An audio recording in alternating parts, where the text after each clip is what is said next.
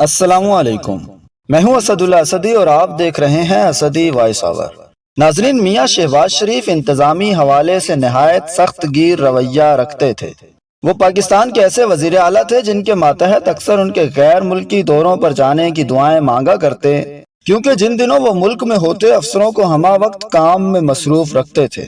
دن رات محنت کرنے والا یہ مرد آہن جب تھک کر چور ہو جاتا تو اس کا پگلا دل ریشمی زلفوں کی چھاؤں میں کسی گداز بدن کے لمس کے لیے ترسنا شروع کر دیتا، اور پھر شہباز کی پرواز کسی نہ کسی پری پیکر کے نشیمن پر آ رکتی، اور پھر یہ بلند پرواز شہباز کبھی ساز و آواز یا پھر کسی تلسمی حسن کا قیدی بن کر رہ جاتا۔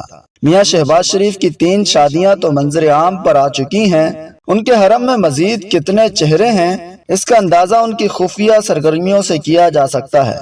شہباز شریف بھی بازار حسن اور فلمی دنیا کے توبہ شکن چہروں سے جی بہلاتے۔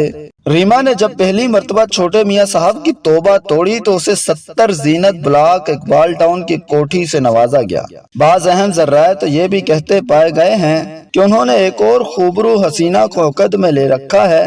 چھوٹے میاں صاحب کی یہ چوتھی بیوی سردار فیض محمد خان کھوسہ کی صاحبزادی نیلوفر کھوسہ ہیں۔ نیلوفر کی پہلی شادی معروف بیوروکریٹ شاہد رفیع سے ہوئی، جن میں سے ایک بیٹی اور 2 بیٹے ہوئے، لیکن وقت کی ستم ظریفی کہیے کہ شاہد رفیع کے ہنستے بنستے گھر سے میاں شہباز کا گزر ہو گیا، اور چھوٹے میاں صاحب کو نیلوفر کی نہ جانے کون سی ادا بھا گئی کہ اسی کے ہو رہے تعلقات آپ سے تم اور تم سے تو کا عنوان ہوئے تو راز راز نہ رہا۔ شاہد رفیع خود بھی ایک معزز خاندان سے تعلق رکھتے تھے، لہٰذا بیوی کی یہ بے وفائی برداشت نہ کر سکے، جبکہ نیلوفر کا اس سلسلے میں کہنا ہے کہ وہ ایک باعزت گھرانے سے تعلق رکھتی ہیں۔ ان کے بھائی طارق کھوسہ، آصف کھوسہ اور ناصر کھوسہ اہم سرکاری عہدوں پر کام کر رہے ہیں۔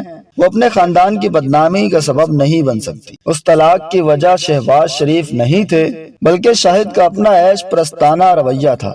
میری بیٹی بڑی ہو رہی تھی، میں نے شاہد کو گھر میں رنگین محفلیں سجانے سے منع کیا تو تنازع بڑھ گیا، جو بالآخر طلاق پر متنج ہوا۔ بہرحال نیلوفر کی تمام تر وضاحتوں کے باوجود ان کے خاندان سے وابستہ قریبی افراد کا کہنا ہے کہ جب خاندان والوں نے ان سے شہباز کی نکاح کے متعلق پوچھا تو انہوں نے نکاح کی تردید کی، لیکن ان کے ساتھ انٹرنیشنل فلائٹ پر جانے کی تصدیق کی۔ ذرائع کہتے ہیں کہ انٹرنیشنل فلائٹ دراصل ان عاشقوں کا ہنی مون تھا۔